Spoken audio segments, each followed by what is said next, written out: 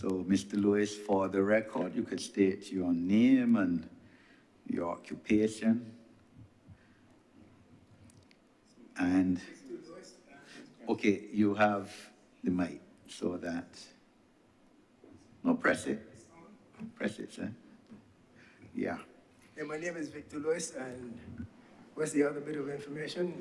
Occupation, I'm retired. Okay, good. They can come a bit closer. So, you have 10 minutes, sir, of oral presentation, and then as you heard just now, you have 10 minutes of oral presentation, and then any member can engage you on anything you've said. That's fine. You can start anytime. Again, good morning to everyone.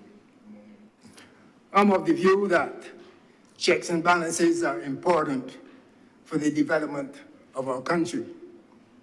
The ability to take any computer device, capture information, and publish it is healthy, even amongst Spain, in the interest of development of Barbados. This attitude in the formulation of this bill seeks to criminalize free speech. And in my view, this is not in the best interest of the development of our country. Could we imagine Darnella Fraser, a 17-year-old teenager, standing on the streets of the United States, having a fear of imprisonment or fine? We would not have heard that cry, "I can't breathe." There are many Darnella Frasers in our country. Let's not drive fear into our people, but let us create an environment where our people can freely ventilate their feelings. I want to turn to the document, the crime bill, page number 1.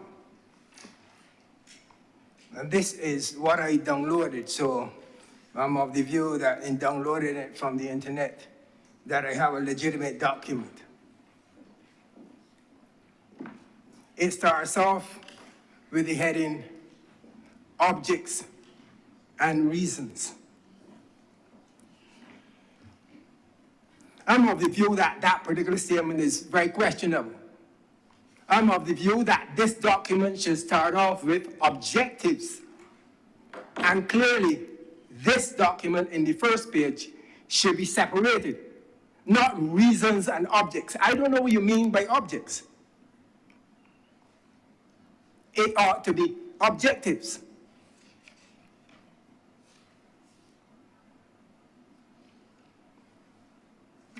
Any objective.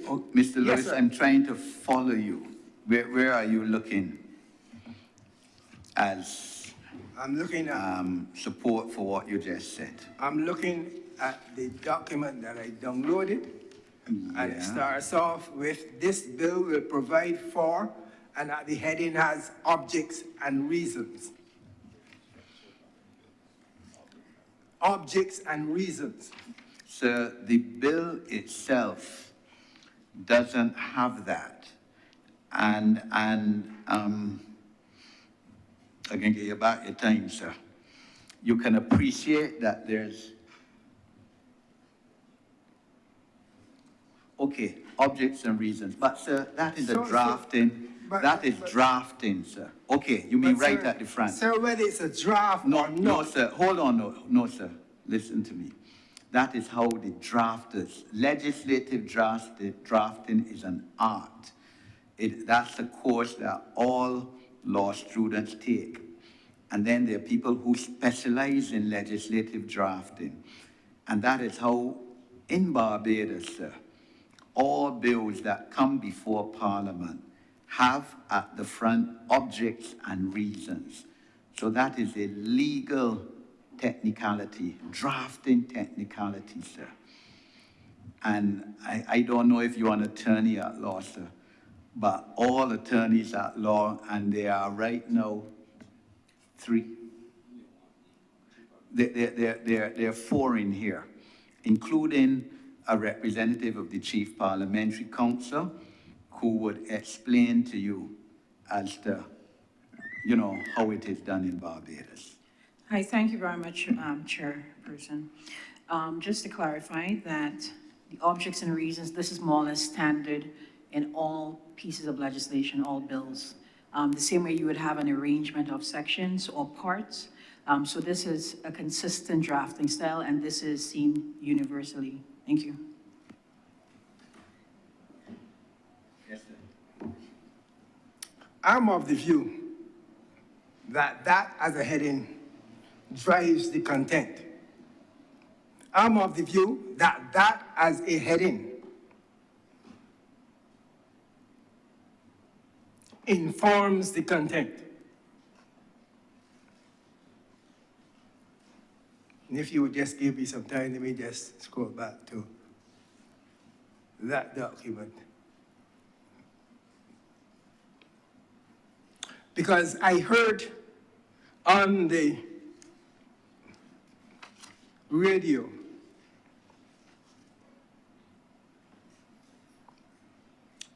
Ms. Carroll, who spoke on this document, and what was said to me was confusing.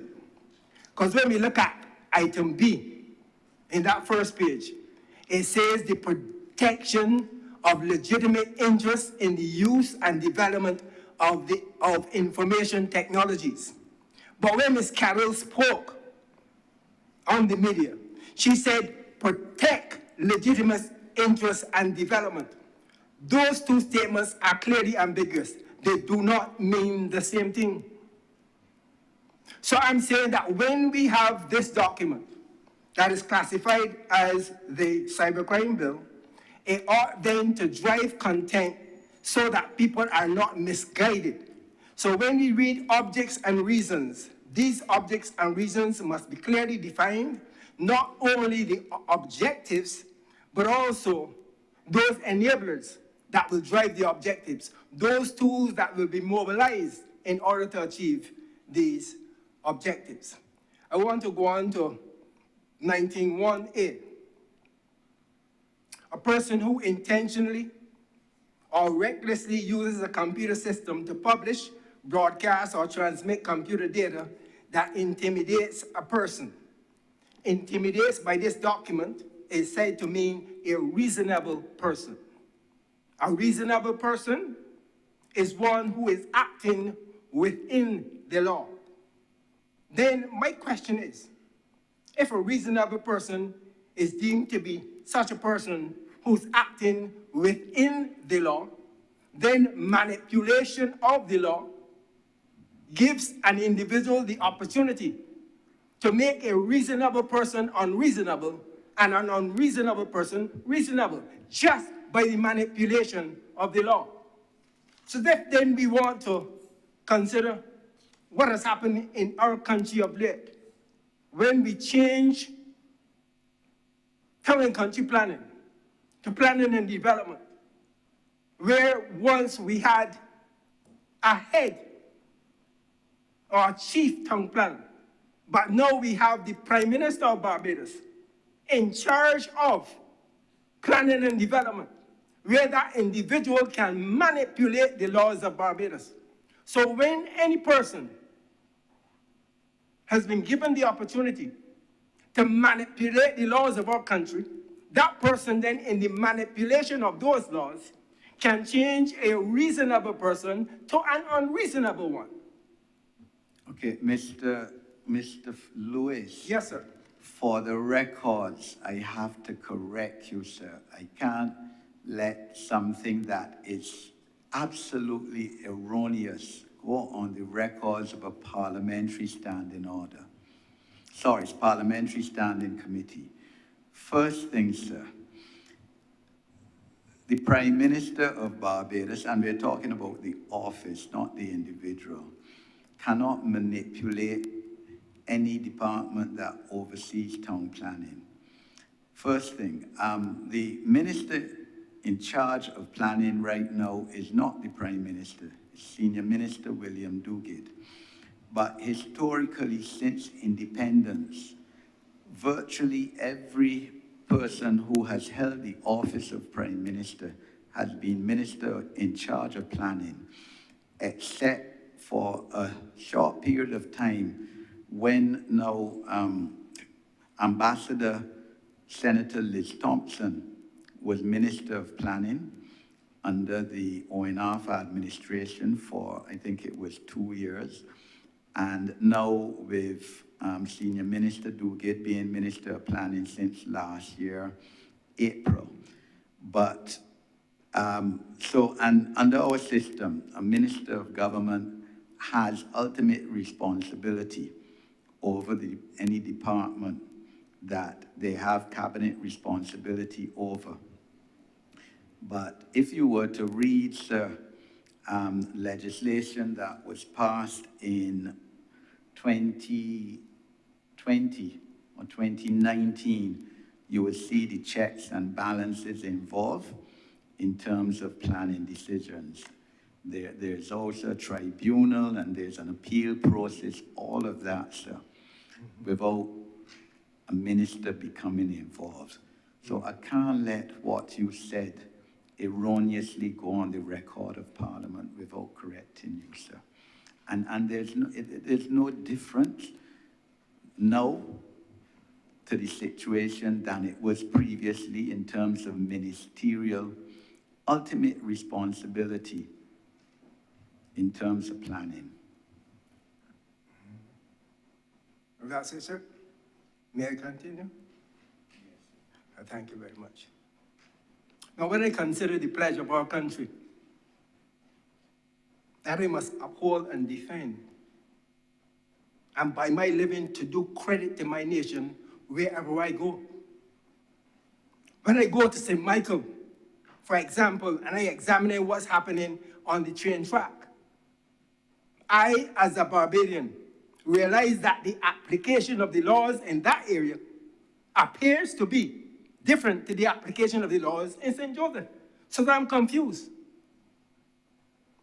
Nevertheless, let me go to my final item. And this is 23.1 in the document. Reasonable grounds that a crime is about to be committed. How ambiguous that statement can be. Reasonable grounds that a crime is about to be committed. I'm not only retired, I'm a retired educator and a retired police officer.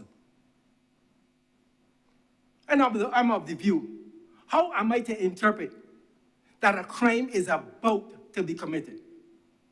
On April 24th, 2023, at 11:57 p.m., my cameras captured a police vehicle by my house.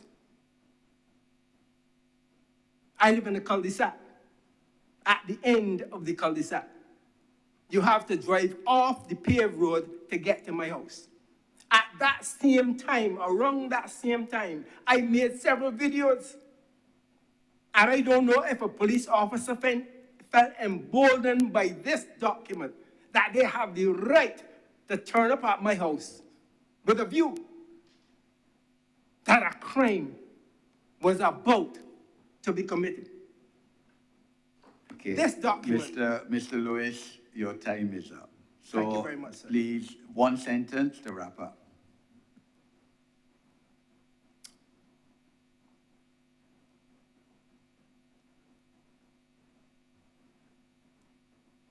In Daniel chapter 12, verse 1, there's coming a time of trouble, such as never was. That time is coming, where AI will be dwarfed. How will a cybercrime bill address a situation in that period of time? Truth must not only be seen to be absolute, not qualified, absolute. Let us depend on the word of God to drive the cybercrime bill. Thank you very much. Thank you, Mr. Lewis. Any members wish to question or engage Mr. Lewis on anything he said?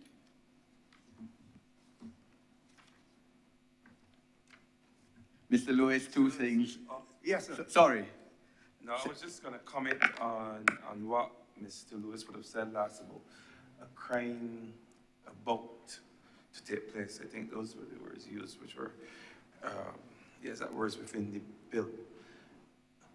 And I'm going to discuss with you and answer the question I asked Mr. Stewart at the end of his presentation last week. Your name, sir? My name is Ronald Springer. Ronald Springer. Go ahead. Now, you are aware of cyber grooming, yes? Yes, The sir. concept of using social media, using the internet, using WhatsApp, what have you, to lure young girls, young females, young boys, whatever you're into. Lure them into to locations for the purpose of engaging in some kind of prurient activity with them. All right? Now, at some point, at some point the crime is not yet committed, but you can see that the buildup is there. You can see that the person is making plans, they're talking to the young child, they're telling them how they look, they're giving them compliments, they're you know, and then they're arranging to meet them, and they want to see them, and they miss them, and all these things they're saying, all with the view, at some point, to get that young child, young boy or girl, to meet them in some place in the physical space, so they can engage in period activity with that person. Now, isn't that a crime about to be committed? And isn't that something that police should be able to get a handle on, arrest, before it even happens?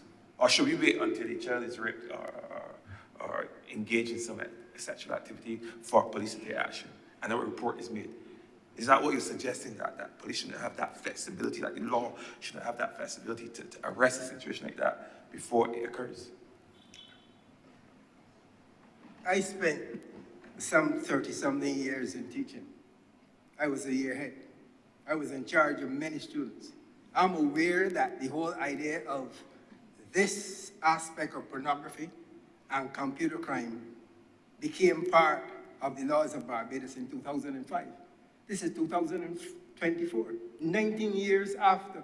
We are well au fait that this dimension has been addressed by the government of Barbados to protect the people of Barbados. But I would have a big difficulty when my children cannot go into a river and play. That is something now that I must seek to protect.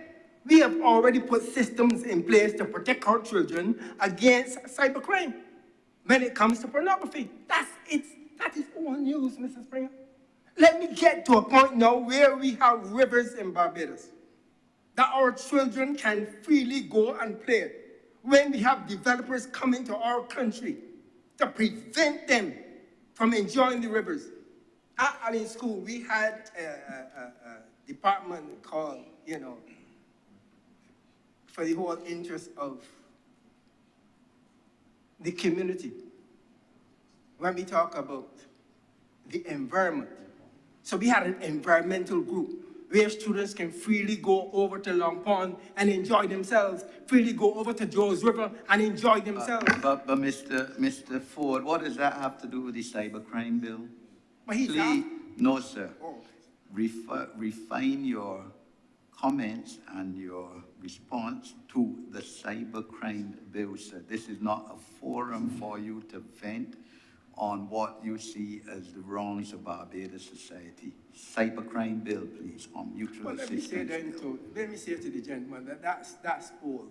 We have dealt with that since 2005. Sir, in all due respect, I'm not speaking about pornography. I said nothing about pornography. I'm talking about cyber grooming. I'm talking about luring young boys and girls by way of social media or internet or WhatsApp. That's what I was referring to. When you talk about luring, sir, luring means that you're using social media, you're using internet, you're using Facebook, to pretend that, you are a nice 19-year-old or boy, as the case may be, when you are 60-something years old. That is learning. That is using social media. That's using computer systems. That has been dealt with since 2005. That's all I'm trying to say. What I'm saying to you, I don't think you understood exactly what I was getting at. The idea of systems in place, of legislation in place, to treat these things before they get to the physical stage. But I'm Before they saying even that happen. legislation was in place since 2005. Before they even happen. But since 2005, sir, that has been there. That's nothing new. What we're dealing now with new is other things that affect our children, that affect the children of our schools, that affect children at any school, that affects children at the primary. Those are the things that we have got to deal with now. Those tools are already in place to address that long time ago. Where in that 2005 legislation speaks to cyber grooming? Well, you need to know. Because you're making the claim. You're making the claim that is there. You're making the claim in response to what you said, which is my question that simply asks, why shouldn't the law have the ability to intercept these things before they even occur? But sir, you could go and read the Computer Misuse Act. It is there, it is clear. You don't have to deliberate on that in the 10 minutes that I have here. Of course, we can deal with it in another forum. But certainly, it is there, Computer Misuse Act. That is not rocket science.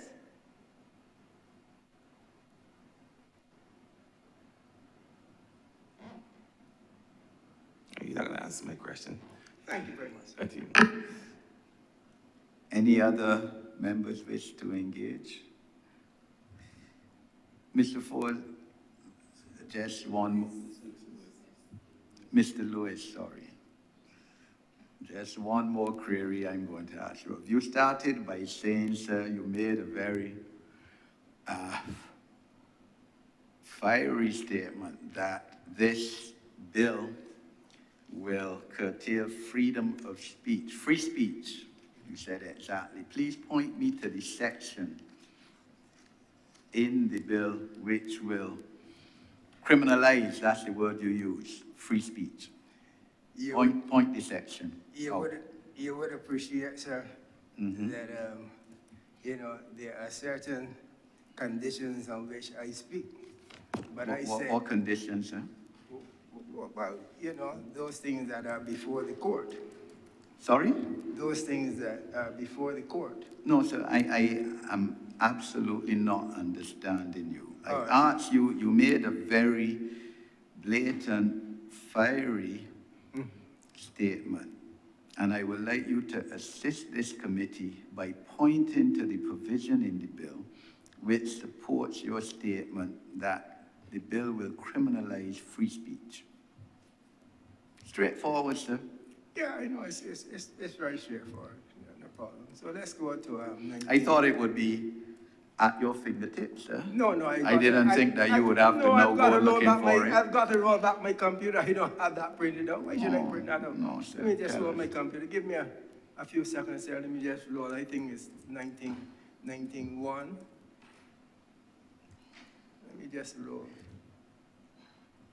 I said I would have made several videos over the course of time. And after making those videos, I received several threats, not from Barbados, from outside of Barbados, from developers. Threats to the extent that I would capture information, and I don't want to be specific, but of course I told you I'm from St. Joseph. I enjoy Joseph and other places. Sir, I asked you a specific question. I didn't ask you where you come from. All right, fair enough, sir. Let me just continue to roll.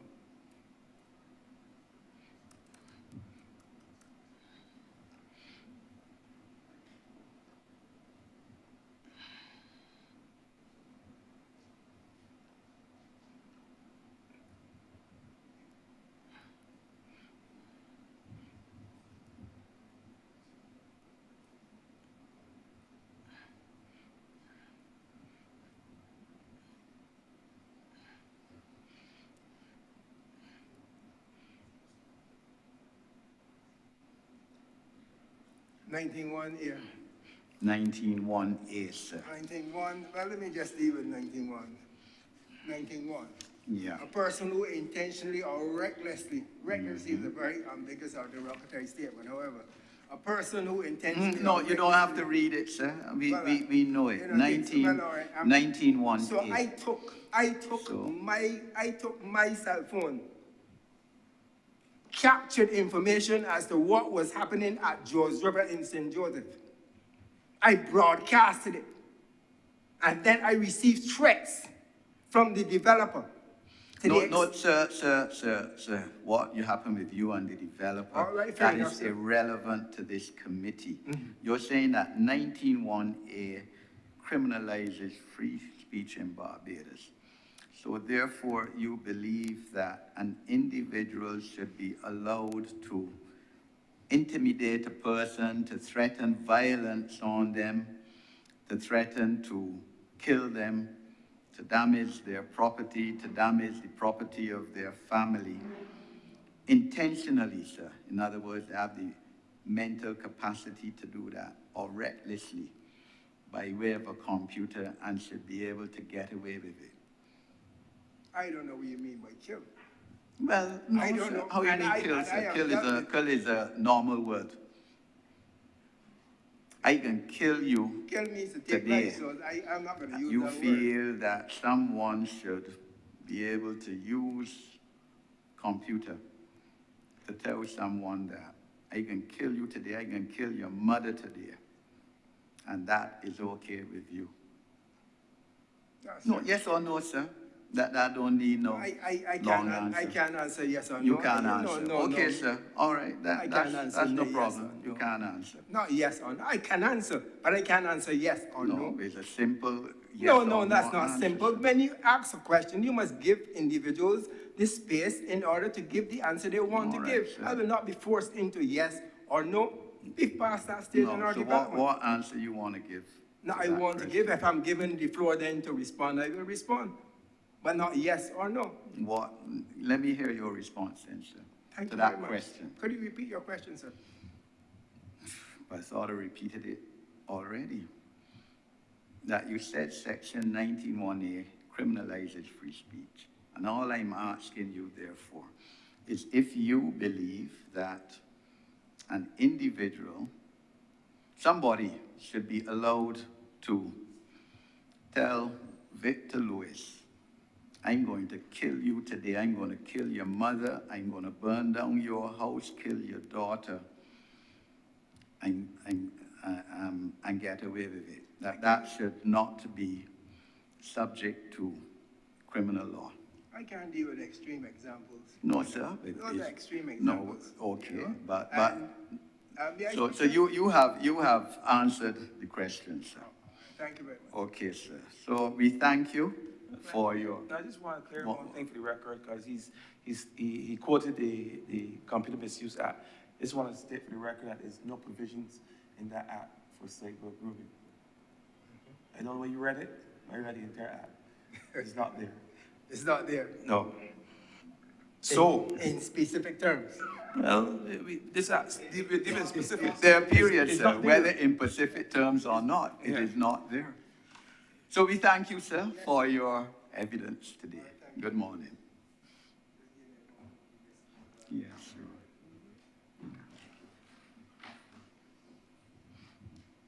Mr. Chair, Yes, ma'am. I just wanted to add something with your permission. Sure. All right, reference is made to the line or the provision in the legislation about a crime being committed or is about to be committed.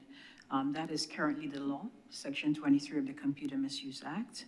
The other thing that Mrs. Springer would have raised in relation to giving police the investigative tools or the ability to intercept any possible threats.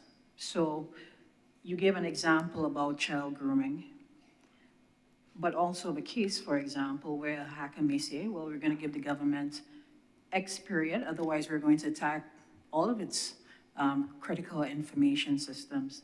In a case like that, the police would rightly believe that a crime is about to be committed. Thank you. Thank you. Wow. Okay, good, sir.